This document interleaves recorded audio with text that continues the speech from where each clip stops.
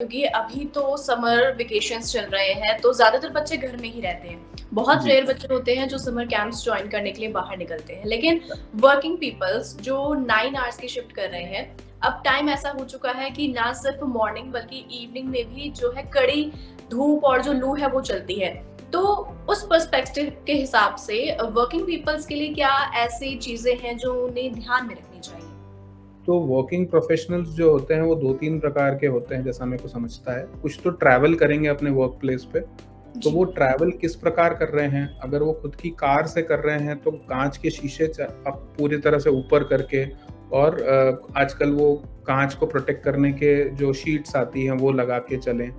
आँख जो कार के अंदर ठंडक बनाने के लिए अपन एसी का प्रयोग करते हैं, उसके वेंट्स अपने से दूर रखें और मिनिमम टेम्परेचर जो उनको कंफर्टेबल लग रहा है उसके हिसाब से आगे बढ़ें। जो लोग टू व्हीलर्स या फिर बसेस से ट्रैवल करते हैं, उनको हाईली रिकमेंडेड है कि अगर टू व्हीलर पे आप जा रहे हैं, तो हेलमेट लगा के जो यूवी प्रोटेक्टेड ग्लास आगे रहता है, वो लगा के ही ट्रैवल करें। बसेस जी। में ट्रैवल कर रहे हैं जो ओपन हैं, उसमें यूवी प्रोटेक्टेड गॉगल्स अगर पावर है तो पावर के बने हुए काले चश्मे जो यूवी प्रोटेक्टेड रहते हैं, वो भी अवेलेबल रहते हैं।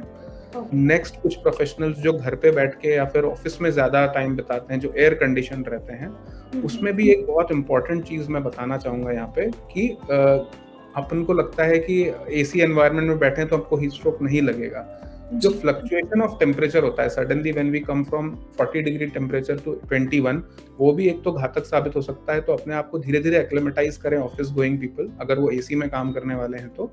सेकेंडली ये बात हमेशा ध्यान रखना है कि एसी डीह्यूमिडिफायर होता है, तो वो ठंडक तो देता है बट वो आँख में से मॉइस्चर खींच रहा होता है। तो कई जी। जगहों पर हम जैसे 9-9 10-10 घंटे की शिफ्ट्स होती हैं, तो हम हुँ। रिकमेंड करते हैं कि ह्यूमिडिफायर्स का भी यूज़ किया जाए सेम जगह पे अलोंग विथ एयर कंडीशनिंग, ताकि वो एक certain level of humidity usually 40% and above के आसपास मेंटेन करने का प्रयास करे, ताकि एसी से संबंधित ड्राइनेस और प्रॉब्लम्स ना हो।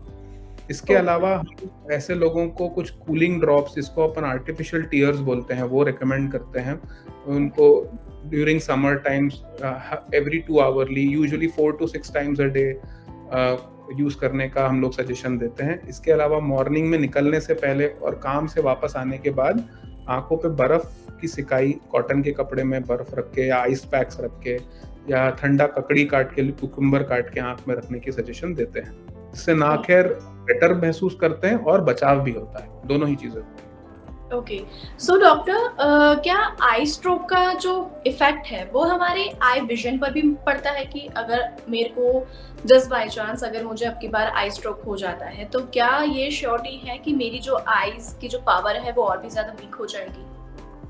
मैम थैंकफुली आई स्ट्रोक्स जो होते हैं वो अपने चश्मे के नंबर पे असर नहीं डालते हैं। अगर किसी को चश्मा नहीं है तो वो नया नंबर इंड्यूस नहीं कर सकते हैं, या किसी को चश्मा है तो नंबर बढ़ जाएगा, ऐसा रिस्क तो नहीं रहता है। बट दूसरे डैमेजेस वो कर सकते हैं। अगेन मैं अपने पॉइंट पे वापस जाऊँगा, ये डिपेंड करता है कि वो कितनी देर इस प्रकार की हीट को एक्सपोज़्ड रहता है। तो अगर ओके। कम टाइम के लिए एक्सपोज़र है पर हीट ज़्यादा है, तो जैसे मैंने शुरुआत में बताया था, ट्रांजिएंट विज़न लॉस, थोड़ी देर या कुछ घंटे या दिनों के लिए ब्लरिंग हो सकती है। दैट इज़ बिकॉज़ ऑफ आँख की सतह की सूजन के कारण, आँख की काली पुतली में कुछ स्क्रैचेज़ या डैमेज होने के कारण, ड्राइनेस के कारण, या पानी की परत का परमानेंट टूट जाने के कारण ट्रांजिएंट विज़न लॉस या फिर थोड़ी दिनों के लिए ब्लरिंग की संभावना हो सकती है।